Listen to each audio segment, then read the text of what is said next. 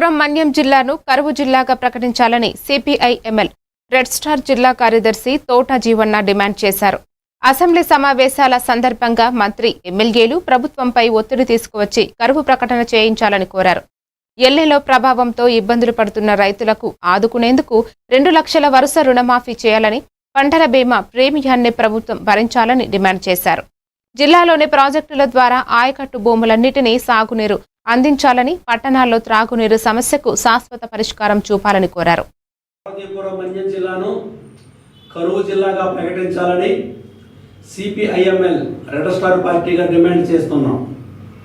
ఈ కరువు జిల్లాగా ప్రకటించాలని ఈరోజు జరుగుతున్న వర్షాకాల శాసనసభ సమావేశాల సందర్భంగా పార్వతీపురం జిల్లాకు చెందిన గౌరవ మంత్రి గారు, అలాగే గౌరవ శాసనసభ్యులు కలిసి ఉమ్మడిగా రాష్ట్ర ప్రభుత్వాన్ని డిమాండ్ చేసి కరువు జిల్లాగా ప్రకటించేటట్లు కృషి చేయాలని సిపిఐ-ఎంఎల్ రెడ్ స్టార్ పార్టీగా మేము ప్రకటనలో కోరుతున్నాము. అలాగే ఈ జిల్లాలో ఎలినో ప్రభావం వలన, వర్షాభావ ప్రభావంతో రైతాంగం తీవ్రంగా నష్టపోతున్నారు.